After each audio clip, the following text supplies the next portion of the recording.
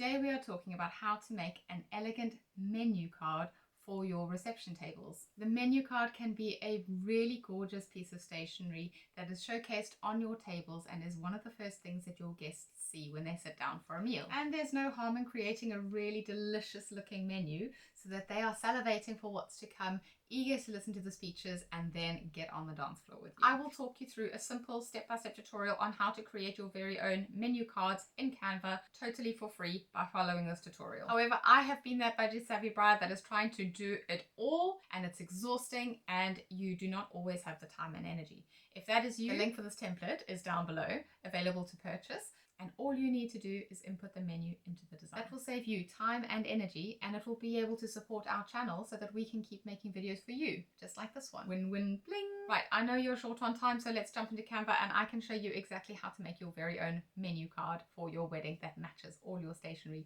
beautifully. Okay, so coming into canva.com, you're going to come to the custom design area and you are simply going to search wedding menu.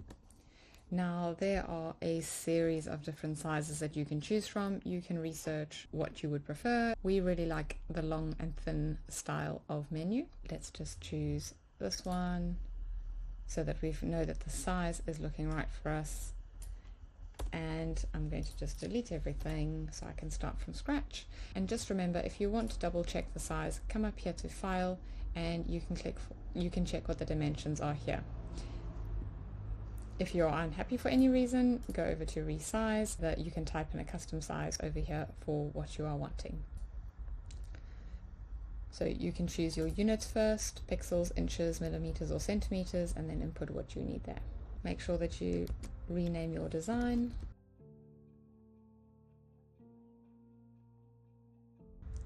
And then we're ready to start designing. So step one, I always like to start with the graphics. Go over to elements, and we have gone with the gold geometric frame for this design. As always, there are a lovely choice of items available. You find the one that works for you.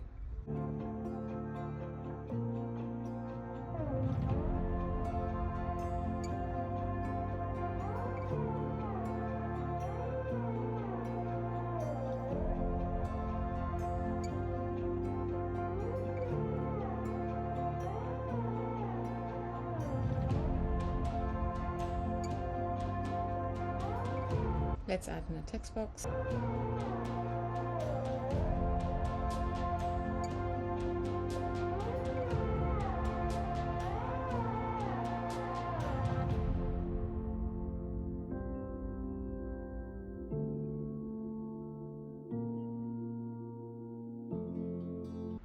Then we're going to duplicate that.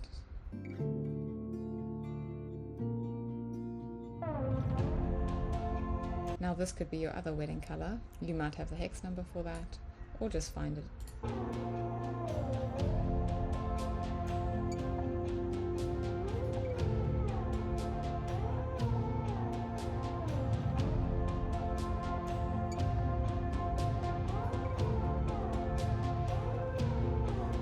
Once I've got them all selected, I do also like to just double check that they have all been centered.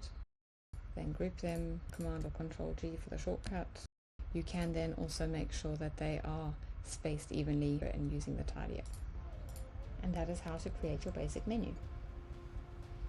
Now that you've seen just how easy this template is to make, we know that you can do it. If, however, time and energy are not on your side at the moment, let me show you how you can adapt this affordable template to slot effortlessly into your wedding. Okay, so here we have the basic structure of the menu that we're going to be using. This is a very simple setup, but incredibly elegant.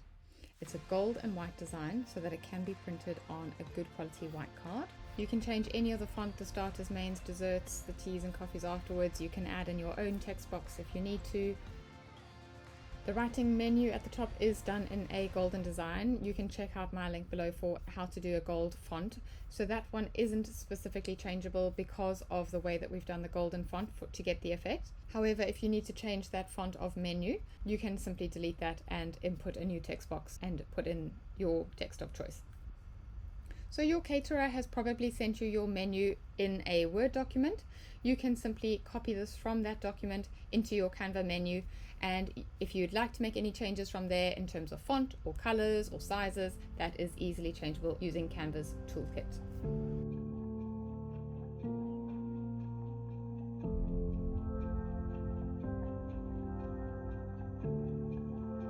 If you want to add in anything else, like tea or coffee that hasn't been included, simply copy one of the elements that you have already. You can do this by using Control or Command C as a shortcut, or you can right-click and duplicate. Once you've done that, you're going to want to select all the text items in your menu. Ensure that all text boxes are selected. Then go up to Position, Arrange and Center. This will center all of the text into the center of your design. Your next step is to group the starter's header and your actual starter's text together. Right click and group that, or Command or Control G, and do the same for mains and dessert. Go over to Position and then click Tidy Up, where it will sort out the other elements in between so that they are evenly spaced. So this can be printed just on beautiful white cardstock or a textured or a colored paper that works for you. However, if you would like to customize it further and actually have the color printed on the design, you can head over to the color wheel. I've just moved the wreath aside here. Then you can select your wedding color of choice to customize it, make any other necessary changes that are needed. And voila, you've got a finished product. Alternate options for customization are to just pull in simple elements from your original design. For example, let's say you're using eucalyptus in your wedding. You can head over to Elements, Graphics, and in this case we're doing a eucalyptus watercolor. Explore some of the elements that they've got there and find the one that fits the style of your wedding best. Click on it. You can rotate these, you can flip them, you can customize it to what works for you. And what I'm going to do now is I'm going to resize it and so that it appears that it is being woven into the golden wreath. Now once you've got this position in place, that could work just as is. Really beautiful. If you wanted to take it a step further, you can duplicate the item, place it exactly on top of it using the purple guides. One element and send it right to the back behind the gold wreath. I'm then going to crop the front element so that it then reveals the back element so that it appears that it is getting woven in and out of the golden wreath. It just adds that little bit of depth to the design. You can see that I'm playing around so that I can get the look that I'm after. Just remember, if you need to reposition it afterwards, make sure that they are both selected by using Position and switching over to the Layers tab so that all changes are made to the object together. You cannot group them because then they will have to be on the same layer. So if you are wanting the one further back and the one right to the front, you will need to make sure that they are not grouped but always both selected when you need to change direction. Let's add a little branch onto this, see how that looks.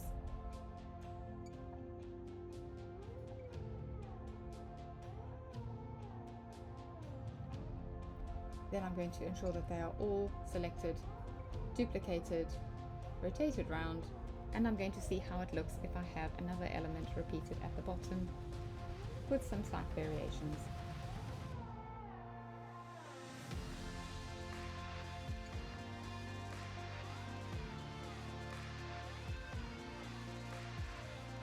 You don't always want them exactly alike. You want to play with the design a little bit, change it up so that it is interesting for the eye to explore.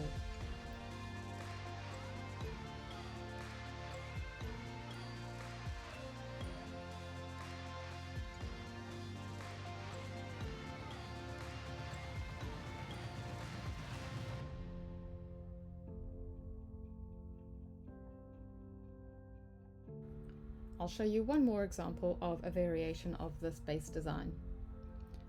Let's think about our wildflower design that we had. I really like the butterfly that we used in the wildflower design of our save the date. So I'm going to ungroup those elements, copy the butterfly across, Control or Command C, or right click and copy. And then I'm going to bring the butterfly into our design here. Play around with different variations There's seldom a right and wrong answer, but it's beautiful if you get elements to interact with each other. I'm going to try and make a little floral arrangement that I can weave in and out of this wreath. If you are trying to bring in different elements, try and go for things that are a similar style. I've chosen watercolor as a base idea so that I can get a sort of a softness and a texture coming through, which will soften the feel of the gold. It will hopefully bring in some type of a handmade feel to it, which will bring a softness to the design. I know that I want my butterfly at my top left flying somewhere around the menu sign, so that's why I've chosen to use the bottom right corner so that I can create an interesting diagonal dynamic between the two. I'm going to have a little play with some of the positioning where I'm going to crop out different elements, send some right to the back, bring some to the front, just to create that depth and dynamic with the wreath.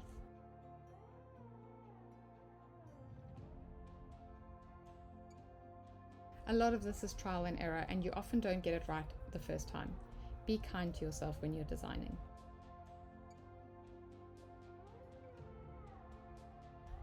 Be playful, try different things, and honor the process. I'm just zooming in so that I can see the detail here. Check that I'm happy with where the crops are happening so that nothing is getting cut off.